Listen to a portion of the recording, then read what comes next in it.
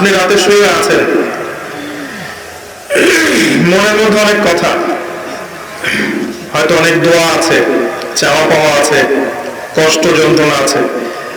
আপনি মনে মনে আল্লাহকে ডাকছেন, ডাকতে ডাকতে আপনার চোখ দিয়ে পানি বের হয়ে গেল। আপনি বুঝে নিয়েন ঠিক ওই মুহূর্তে আল্লাহ আপনাকে স্মরণ করেছে এবং আল্লাহ আমাদের খুব কাছে আছে। وَإِذَا سَأَلَكَ عِبَادِي عَنِّي فَإِنِّي قَرِيبٌ। নবী বলে দাও, তোমাকে যখন আমার বান্দারা আমার সম্পর্কে জিজ্ঞেস করে বলে দাও যে আমি খুব কাছে আছি। উজিবু দাওয়াতাদ দাঈ ইযা দাআন। দোয়াকারী যখন আমাকে ডাকে আমি তার দোয়া শুনি। আল্লাহ আমাদের খুব কাছে আছে। কত কাছে? যদি আপনি মনে মনে আল্লাহকে স্মরণ করেন, আল্লাহ মনে মনে আপনাকে স্মরণ করবেন। যদি আপনি একটা সমাবেশের মধ্যে আল্লাহকে স্মরণ করেন, আল্লাহ এর চেয়ে উত্তম সমাবেশে আমাদের কথা স্মরণ করবেন। আল্লাহ পাক এত কাছে আছেন যে প্রত্যেক রাতের শেষ অংশে আল্লাহ পাক প্রথম আকাশে নেমে আসেন। আল্লাহ নেমে আসাটা কেমন সেটা আমরা ব্যাখ্যা করতে পারবো না। এটা ব্যাখ্যা করার জ্ঞান যোগ্যতা কোনোটাই আমাদের নেই। এই সময় আল্লাহ পাক আহ্বান করতে থাকেন বান্দাদের উদ্দেশ্যে, কে আছো আমার কাছে কিছু চাইবে, আমি তোমাকে সেটা প্রদান করব। কে আছো আমার কাছে কিছু দোয়া করবে, আমি তোমার দোয়া শ্রবণ করব। কে আছো আমার কাছে ক্ষমা চাইবে, আমি তোমাকে মাফ করে দেব। প্রত্যেক রাতের শেষ অংশে আল্লাহ রাব্বুল আলামিন এইভাবে আহ্বান করতে থাকেন ফজর পর্যন্ত। আর এই সময়টা দেখবেন আমরা হয় ঘুমে কাটাই, অথবা ফেসবুক, অথবা ইউটিউব, অথবা ক্যাসিনোর মধ্যে, কেউ জুয়াখানায়, কেউ পতিতালয়ে, কেউ আল্লাহ বিরোধী পরিকল্পনা করতে ব্যস্ত থাকে। কিন্তু আল্লাহ প্রত্যেক রাতে তার বান্দাদের উদ্দেশ্যে এই আহ্বানটা করে থাকে। আল্লাহ পাক এত কাছে। মানুষ সেই আল্লাহকে ভুলে গেছে যে আল্লাহ পাক ছাড়া ইবাদত পাওয়ার যোগ্য দ্বিতীয় কোনো ইলাহ নেই। একসময় যে আল্লাহ ছিলেন আর কিচ্ছু ছিল না, শুধু আল্লাহ ছিলেন, আর কিছু ছিল না, এই মহাবিশ্বের কিচ্ছু ছিল না। এক সময় শুধু আল্লাহ থাকবেন, এই মহাবিশ্বের কিচ্ছু থাকবে না। কুল্লু মান আলাইহা ফান ওয়া ইয়াবকা ওয়াজহু রাব্বিকা যুল জালালি ওয়াল ইকরাম। প্রত্যেকটা বিষয়ে বস্তু ফানা হয়ে যাবে, শুধুমাত্র আল্লাহ রাব্বুল আলামিনের সত্তাটা বাকি থাকবে। আল্লাহ পাক সূরা আর-রহমানে একটা আয়াত বারবার বলেছেন, ফাবিআইয়ি আলাই রাব্বিকুমা তুকাযিবান। তোমরা দুই জাতি, জিন আর মানুষ, তোমরা আল্লাহর কোন কোন নিয়ামতকে অস্বীকার করবে? কেন জিন আর মানুষকে বলা হচ্ছে? কারণ সূরা যারিয়াতের 56 নম্বর আয়াতে আল্লাহ পাক বলেছেন, ওয়া মা খালাকতুল জিন্না ওয়াল ইনসা ইল্লা লিয়াবুদুন। আমি জিন আর মানুষকে শুধুমাত্র আমার ইবাদত করার জন্য সৃষ্টি করেছি। এই কারণে জিন আর মানুষকে উদ্দেশ্য করে আল্লাহ পাক সূরা আর-রহমানে বারবার বলছেন, তোমরা আমার কোন কোন নিয়ামতকে অস্বীকার করবে? আল্লাহ রাব্বুল আলামিন এই সূরার মধ্যে বলেছেন যে আল্লাহ পাক তার সৃষ্টির এই যে কাজ, এতে ব্যস্ত থাকেন, প্রত্যেকটা মুহূর্ত তিনি ব্যস্ত থাকেন। তবে সানাফরুগু লাকুম আইয়ুহাস সাকালান, শীঘ্রই তোমাদের দুই জাতির জন্য আমি ফারেক হচ্ছি, দাঁড়াও। তোমাদের বোঝাপড়ার জন্য শীঘ্রই আমি ফারেক হচ্ছি, থামো। সানাফরুগু লাকুম আইয়ুহাস সাকালান। এই আয়াতটা এই সূরার মধ্যে একটা ভয়ঙ্কর আয়াত। আল্লাহ পাক জিন আর মানুষকে বলছেন, আমি বিজি আমার কাজে, কিন্তু তোমাদের জন্য আমি শীঘ্রই ফারেক হব। কিয়ামত ঘটানোর পরে তোমাদের হিসেব নিকেশের জন্য আমি শীঘ্রই নিজেকে ফারেক করছি। ওয়েট করতে থাক, জাস্ট ওয়েট এন্ড সি। মানুষ সে আল্লাহকে ভুলে গেছে যে আল্লাহ রাব্বুল আলামিন এখন জানেন যে আপনি কতদিন বাঁচবেন, জীবনে কি করবেন, কোন দিন আপনি কোন কোন বেলায় কি কি খাবার খাবেন, কোথায় কোথায় আপনি কি কি পাপ করবেন এবং কোথায় কোথায় আপনি কি কি পুণ্য করবেন, আল্লাহ পাক এখনো জানেন। আল্লাহ পাক জানেন আমাদের মধ্যে এখানে বসে থাকা প্রত্যেকটা মানুষ কে কোথায় কিভাবে মারা যাবে, কার জীবনে কি আছে, কার পরকালে কি আছে। আমাদের এখানকার মানুষদের মধ্যে কে কবরের প্রশ্নের উত্তর দিতে পারবে কি পারবে না, আল্লাহ এখনই জানেন। আল্লাহ পাক এখনই জানেন, এই মুহূর্তেই জানেন যে আমাদের মধ্যে কয়জন মানুষ এখানকার মধ্যে জান্নাতে যাবে। আর জান্নাতে যাওয়ার কোটি কোটি বছর পরে ওই বান্দারা কি কি নিয়ামত ভোগ করবে, আল্লাহ পাক এখনই রাইট নাও সেটা জানেন। আপনাকে আমি আল্লাহ চিনাচ্ছি, আল্লাহ পাক সেই সত্তা যে আমাদের মধ্যে কে কে জাহান্নামে যাবে বা যাবে কি যাবে না, আল্লাহ পাক এই মুহূর্তে সেটা জানেন। এবং জাহান্নামে যাওয়ার কোটি কোটি বছর পর তাদেরকে কি শাস্তি দেওয়া হবে, আল্লাহ এখনই সেটা জানেন। আল্লাহ পাক জানেন এই পৃথিবীর আগামী ভবিষ্যৎ কি, এই পৃথিবীবাসীর ভবিষ্যৎটা কি, কোথায় যাচ্ছে বিশ্ব, আল্লাহ এই মুহূর্তে জানেন। আল্লাহর জ্ঞানের মধ্যে সবকিছু আছে। শুধু তাই না, পৃথিবীর শুরু থেকে নিয়ে শেষ দিন পর্যন্ত মানব জাতি পৃথিবীর বুকে কি করেছে না করেছে, আল্লাহ পাক প্রত্যেকটা বিষয় লিখে রেখেছেন। এবং আপনার রব কিছু ভুলে যান নাই। পৃথিবীতে কোথায় কে কোন জুলুম করেছে, কে কোথায় জিনা করেছে, কে কোথায় মদ খেয়েছে, কে কোথায় নামাজ পড়ে নাই, কে কোথায় শিরক করেছে, কে কোথায় বেদাত করেছে, কে কোথায় সুদ খেয়েছে, কে কোথায় মানুষকে হত্যা করেছে, কোন জালেম কোথায় কোথায় মাজলুমদের উপর অত্যাচার করেছে, আল্লাহ পাক সব লিখে রেখেছেন। এটা হচ্ছে আমাদের রব। পৃথিবীতে আমরা যখন ছিলাম না, আল্লাহ রাব্বুল আলামিন আমাদের রূহের জগতে রেখেছিলেন, আলমে আরওয়াহ বা রূহের জগতে। সেখানে আমাদের আত্মাগুলো ছিল। এই আত্মাগুলোকে একত্রিত করে আল্লাহ পাক জিজ্ঞাসা করেছিলেন, আলাস্তু বিরব্বিকুম, আমি কি তোমাদের রব নই? সবাই আমরা বলেছিলাম, আমরা যারা আছি এখন, জীবিত মৃত ভবিষ্যতে আসবে, আমরা সবাই এক বাক্যে বলেছিলাম, বালা, অবশ্যই আপনি আমাদের রব। আমাদের মনে পড়ে? মনে পড়ে না। এই কথাটা মনে করিয়ে দেওয়ার জন্যই আল্লাহ পাক প্রত্যেক যুগে যুগে অসংখ্য নবী রাসূল পাঠিয়েছেন, আসমানি কিতাব পাঠিয়েছেন, যাতে করে ওই কথাটা মনে করিয়ে দেওয়া যায়। কথা বুঝতে পারছেন? আলাস্তু বিরব্বিকুম, আমরা বলেছিলাম বালা, অবশ্যই আপনি আমার রব। সেখান থেকে আমাদের এই যে মাটির দেহ, এর মধ্যে রূহ দেয়া হলো। মাটির দেহটা কিন্তু আপনি না, ওই রূহটা হচ্ছেন আপনি। কারণ আপনার দেহটা পচে যাবে, আপনার আমার দেহের সৌন্দর্য থাকবে, বয়স থাকবে, পচে যাবে, নষ্ট হয়ে যাবে। আপনার রূহ এটা কিন্তু মরবে না। ওই রূহের জগৎ থেকে রূহটা পাঠানো হয়েছে মায়ের গর্ভে।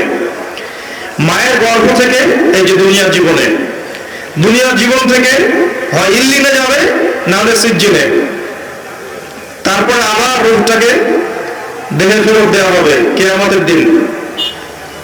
ওই রূহওয়ালা বডিটার হিসেব হবে এবং সে আত্মা হয়ে যাবে জান্নাতে, না হলে জাহান্নামে।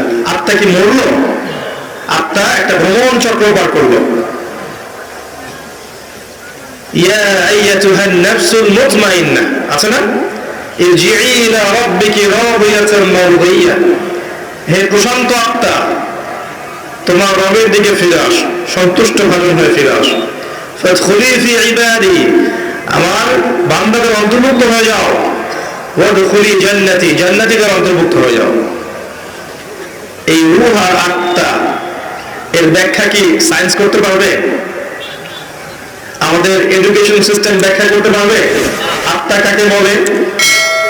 ফিলোসফি সাবজেক্টের মধ্যে রূহ নিয়ে প্রচুর বই আছে, কেউ আজ পর্যন্ত কোনো কনক্লুশন বা উপসংহারে যেতে পারে নাই যে আসলে এই জিনিসটা কি। এমনকি নবী সাল্লাল্লাহু আলাইহি ওয়াসাল্লামকে 3টা প্রশ্ন করা হয়েছিল আসহাবুল কাহফের কি হয়েছে, যুলকারনাইন বাদশার কি হয়েছে, আত্মা কাকে বলে, ইহুদিরা এই তিনটা প্রশ্ন শিখিয়ে দিয়েছিল না, মনে আছে? ওই তিনটা প্রশ্নের উত্তর দেওয়ার ঘটনাতেই তো সূরা কাহফ নাযিল হলো। এখানে আল্লাহ পাক রূহের সংজ্ঞা দিয়েছিলেন, সূরাতুল বনী ইসরাঈলের মধ্যে আছে, ইয়াসআলুনাকা আনির রূহ, তারা তোমাকে আত্মা সম্পর্কে জিজ্ঞেস করে, কুল রূহু মিন আমরি রাব্বি, বলে দাও আত্মা হচ্ছে তোমার রবের একটা আদেশ মাত্র। আল্লাহর আদেশে এসেছে, আল্লাহর আদেশে চলে যাবে। কেউ দেখতে পারবে? পারবে না। সায়েন্স ব্যাখ্যা করতে পারবে? যুক্তি দর্শনের ব্যাখ্যা করতে পারবে? সায়েন্স কি স্বপ্নের ব্যাখ্যা দিতে পেরেছে এখন পর্যন্ত? স্বপ্ন কেন দেখে? একটা স্বপ্ন দেখলাম মনে করেন, এবং স্বপ্নটা সত্য হয়ে গেল, এর ব্যাখ্যা দিতে পারবে কেন সত্য হলো? স্বপ্ন সত্য হয় না? এখন এক শ্রেণীর মানুষ আছে মনে করে স্বপ্ন বলতে কিছুই নাই, স্বপ্ন সত্য হতে পারে না, এবং স্বপ্ন নিয়ে কিন্তু ঠাট্টা মশকরা করে। কিন্তু দেখবেন মুমিন বান্দাদের স্বপ্ন সত্য হয়। ভালো স্বপ্ন আল্লাহর পক্ষ থেকে দেখানো হয়, সত্য হতে পারে। কোন কোন ক্ষেত্রে কাফেরের স্বপ্ন সত্য হতে পারে। এটা আবার কোথায় পেলেন? দলিল দিচ্ছি, সূরা ইউসুফ খোলেন। ইউসুফ আলাইহিস সালাম জেলখানায় আছেন, দুইজন কয়েদি, দুজনে মুসলিম, এসে বলছেন আমি স্বপ্ন দেখেছি যে আমি মনিবকে কিছু পান করাচ্ছি, এবং আমি স্বপ্ন দেখেছি আমার মাথায় রুটি আছে, এখান থেকে কাক বা চিল খেয়ে নিচ্ছে। ইউসুফ আলাইহিস সালাম বললেন, যার মাথা থেকে রুটি খেয়ে নেওয়া হচ্ছে একে শীঘ্রই শুলদণ্ড দেওয়া হবে। তাই হলো। আর যে পান করাচ্ছে একে মুক্ত করে দেওয়া হবে। ওই দুই ব্যক্তি কি মুসলিম ছিলেন? সত্য স্বপ্ন দেখেছেন আল্লাহর পক্ষ থেকে। নবুয়তের 46 ভাগের 1 ভাগ কিন্তু সত্য স্বপ্ন। তো শেষ জামানায় মুমিনরা বেশি বেশি সত্য স্বপ্ন দেখতে পারে, এবং এগুলো ফলতেও পারে। যদি প্রসঙ্গ এসেই গেছে বলে দিচ্ছি আপনার কাছে, বেশিরভাগ স্বপ্নই অহেতুক চিন্তা বশত মানুষ দেখে থাকে। আরেক প্রকার স্বপ্ন মানুষ শয়তানের পক্ষ থেকে দেখে। আরেক প্রকার স্বপ্ন আছে যেটা আল্লাহর পক্ষ থেকে মানুষকে দেখানো হয়, সত্য স্বপ্ন। তা আমি রূহের কথা বলছিলাম, আমরা রূহের জগতে ছিলাম, সেখান থেকে এই রূহের চক্র ভ্রমণ করছে। এই ভ্রমণ চক্রের মধ্যে একটা সময় দেখেন আপনি, শুধু মায়ের গর্ভ থেকে নিয়ে এই যে পৃথিবীর জীবনটুকু, এটাই হচ্ছে আপনার আমার দুনিয়ার হায়াত। কিন্তু রূহের হায়াত নয়, আপনার আমার দুনিয়ার জীবনের হায়াত, রূহের হায়াত নয়। রূহ সৃষ্টি করা হয়েছে আরো অনেক আগে। আমার কথা বুঝতে পারছেন? আমি সহজ করবো ইনশাআল্লাহ, আমাকে সহজ করতে বলা হয়েছে। রূহ সৃষ্টি হয়েছে, আল্লাহ সৃষ্টি করেছেন আরো অনেক আগে, সেটাকে পাঠিয়েছেন দুনিয়ায় মায়ের গর্ভে। এই মায়ের গর্ভ থেকে মৃত্যু পর্যন্ত এই 50, 60, 70, 80, 100 বছর জীবনটা, এটা আপনার দুনিয়ার হায়াত। এই দুনিয়ার হায়াতটাকে আল্লাহ বলেছেন শস্য ক্ষেত, কাজের জায়গা, ফলাফল গ্রহণের জায়গা নয়। মনে রাখবেন, এখানে রেজাল্ট পাওয়া যাবে না, এটা পরীক্ষার হল, এখানে রেজাল্ট দেওয়া হবে না। কে ভালো কে মন্দ, কে জয়লাভ করলো কে পরাজিত হলো, কে সত্য কে মিথ্যা, এটা এখানে প্রমাণ সবসময় নাও হতে পারে। এটা রেজাল্ট দেওয়ার জায়গা নয়, রেজাল্ট দেওয়ার জায়গা হচ্ছে পরে কিয়ামতের মাঠে। এরপরে রূপটা চলে যাবে হয় এল্লিনে। এল্লিন কোথায়? উপরে, আর সিজ্জিন নিচে। ভালো মানুষ হলে আত্মা চলে যাবে এল্লিনে, আর মন্দ হলে কাফের, ফাসিক, জালেম, মুশরিক, মুনাফিক হলে আত্মা যাবে সিজ্জিনে। সূরা মুতাফফিফিন পড়ে দেখেন, এখানে সব লেখা আছে। তো ইল্লিন সিজ্জিনে আত্মাগুলো আযাব ভোগ করবে অথবা শান্তি পাবে। যদি ভালো মানুষ হয় ইল্লিনে শান্তি ভোগ করবে জান্নাতের, আর খারাপ মানুষ হলে সিজ্জিনে শাস্তি ভোগ করবে। এখানে শাস্তি ভোগ করছে আত্মা, দেহ নয়। দেহ কিন্তু নাই এখানে, আত্মা শাস্তি ভোগ করছে। আপনাকে বোঝাতে যাচ্ছি, আপনি যে বডিটা নিয়ে ঘুরছেন এই বডিটাই আপনি নন। আপনার ভিতর একটা রূহ আছে, এটা হচ্ছে আপনি। ওটা যদি আল্লাহর আনুগত্য করে, আপনার বডি অটোমেটিক আল্লাহর আনুগত্য করবে। যখন আপনার রূহের মধ্যে কলুষতা আসবে, আত্মার মধ্যে নোংরামি, কলুষতা, কুৎসিত চিন্তা ভাবনা, আকীদা আমল দিয়ে ভরে যাবে, তখন দেহ আপনার রূহের আনুগত্য করবে না। এই রূহটাকে পবিত্র করার জন্যই আল্লাহ রাব্বুল আলামিন যুগে যুগে অসংখ্য নবী রাসূল পাঠিয়েছেন এবং তারা তাজকিয়া করেছেন, মানুষের আত্মশুদ্ধির কাজ করেছেন। আমি পরে আসছি কিভাবে আপনি আত্মশুদ্ধিতে যাবেন। এই যে হায়াতটুকু আপনাকে দেয়া হয়েছে, এটা কর্মের জীবন, পরবর্তীতে আপনি ফলাফল পাবেন ইল্লিনে বা সিজ্জিনে। তারপরে তাকে তোলা হবে কিয়ামতের মাঠে হিসাবের জন্য, যেখানে আরো 5টা প্রশ্ন করা হবে। কবরে 3টা, কিয়ামতের মাঠে 5টা। কবরে কয়টা? 3টা। কিয়ামতের মাঠে আরো 5টা। কবরে 3টা তো জানেন, মান রব্বুক, তোমার রব কে। দুনিয়াতে কেউ যদি আল্লাহর সাথে শিরক করে থাকে, বিনা তওবায় মারা যায়, সে ব্যক্তি মান রব্বুক প্রশ্নের উত্তর দিতে পারবে না, ফুল স্টপ। মা দীনুক, তোমার দিন কি। পৃথিবীতে কেউ যদি দিন ইসলামকে পরিপূর্ণরূপে গ্রহণ না করে, হাসি ঠাট্টার ছলে গ্রহণ করে থাকে, সে কোশ্চেনকে আদৌ এই প্রশ্নের উত্তর দিতে পারবে না, তোমার দিন কি, ফুল স্টপ। মান নবিয়ুক বা মান হাযা রাজুলু বুইসা ফীকুম, পৃথিবীতে কেউ যদি নবী সাল্লাল্লাহু আলাইহি ওয়াসাল্লামের সুন্নতের উপর না থাকে, অন্যের আদর্শ গ্রহণ করে তাকে বাদ দিয়ে, সে কোশ্চেন কালেও এই প্রশ্নের উত্তর দিতে পারবে না, ফুল স্টপ। যারা তাওহীদের উপর থাকবে তারা মান রব্বুক উত্তর দিতে পারবে। যারা দ্বীন ইসলামকে পরিপূর্ণরূপে গ্রহণ করবে তারা মা দীনুক উত্তর দিতে পারবে। যারা পৃথিবীতে শুধু নবী সাল্লাল্লাহু আলাইহি ওয়াসাল্লামের সুন্নাহর উপর চলবে, অন্য কাউকে আদর্শভাবে গ্রহণ করবে না, তারা মান নবিয়ুক উত্তর দিতে পারবে ইনশাআল্লাহ। এরপরে আরো একটা প্রশ্ন করা হবে, যদি 3টা পারা যায়। তুমি কিভাবে এগুলো জানলে? এগুলো তো সবাই জানে না। হয়তো 999 জন মানুষই বলতে পারবে না এই 3টার প্রশ্নের উত্তর কি কি। এই ইকুয়েশনটা কোথায় পেলাম? এটা পেলাম ওই হাদিস থেকে যে কিয়ামতের মাঠে আদম আলাইহিস সালামকে ডাকা হবে, ডেকে বলা হবে তোমার সন্তানদের মধ্য থেকে জাহান্নামীদেরকে আলাদা করে দাও। আদম আলাইহিস সালাম বলবেন কতজনকে হে আল্লাহ? আল্লাহ বলবেন 999 জনকে জাহান্নামের জন্য আলাদা করে দাও। নাউযুবিল্লাহ ওয়া ইন্না লিল্লাহি ওয়া ইন্না ইলাইহি রাজিউন। সহিহ বুখারী হাদিস 4 বার এসেছে হাদিসটা। তো পার্সেন্টেজটা আপনি বোঝেন, বেশিরভাগ মানুষই কবরের প্রশ্নের উত্তর দিতে পারবে না। তার মানে বেশিরভাগ মানুষ এই দুনিয়ার জীবনে, উম্মতে মুহাম্মাদের এই দুনিয়ার জীবনে শিরক করবে, দ্বীন ইসলামকে পরিপূর্ণরূপে গ্রহণ করবে না এবং নবীর আদর্শ ছেড়ে অন্য আদর্শ গ্রহণ করবে। এটা হবে এই উম্মতের ক্ষেত্রে, এটা হবে। এই 3টা হচ্ছে আপনার কবরের প্রশ্ন। প্রশ্ন ফাঁস করা আছে, উত্তর সবাই দিতে পারবে না। আর আমর ইবনে আস রাদিয়াল্লাহু আনহু, বিখ্যাত সাহাবী, যিনি একসময় কাফের ছিলেন, পরে মুসলিম হয়েছেন। খালিদ বিন ওয়ালিদ রাদিয়াল্লাহু আনহুর সাথে খুব ভালো সম্পর্ক ছিল তার। পরবর্তীতে উমর রাদিয়াল্লাহু আনহু যুগে তিনি মিশরের গভর্নর হয়েছিলেন। মৃত্যুর সময় তিনি বলছেন যে একটা সময় ছিল যখন আমরা জাহিলিয়াতের মধ্যে ছিলাম, আল্লাহ যদি তখন আমার মুখ দিতেন তাহলে জাহান্নাম ছাড়া কোনো গতি ছিল না। এরপর আমি ইসলামের মধ্যে আসলাম এবং ভালো আমল করতে থাকলাম। এমন আমল করছিলাম যে ওই সময় যদি আল্লাহ আমার মুখ দিতেন তাহলে আমি হয়তো জান্নাতের ব্যাপারে নিশ্চিত থাকতে পারতাম। এরপর আসলো কিছু কিছু ফিতনা, এখন আমি সেই ফিতনার যুগে মারা যাচ্ছি, আমি জানি না আমার সাথে কি হবে।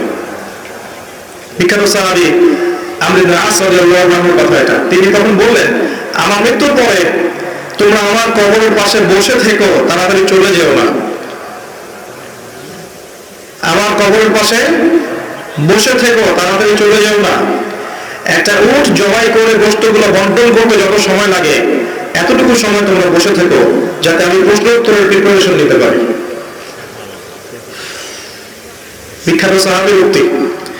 ওসমান রাদিয়াল্লাহু তাআলা জান্নাত জাহান্নামের বর্ণনা শুনে কাঁদতেন না।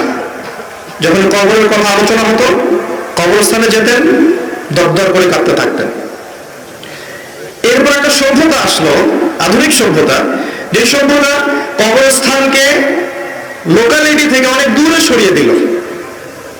সমাজ একটা, গ্রাম একটা, কবরস্থান অনেক দূরে। মানুষ মারা গেলে তাকে দূরে কবর দিতে যেতে হয়, তাই না? আর ওই যুগে এমন ছিল, কবরস্থান ছিল মসজিদের পাশে। এখনো দেখবেন নববী মসজিদুল নববীর পিছনে আছে না বাকিউল গারকাত, সাহাবীদের কবর।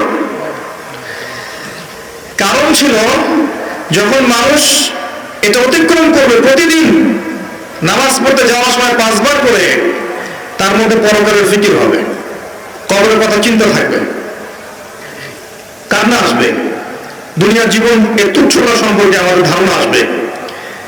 একটা দাজ্জালীয় সভ্যতা যখন আসলো, এই সভ্যতা কবরস্থানকে আস্তে আস্তে দূরে সরিয়েছিল।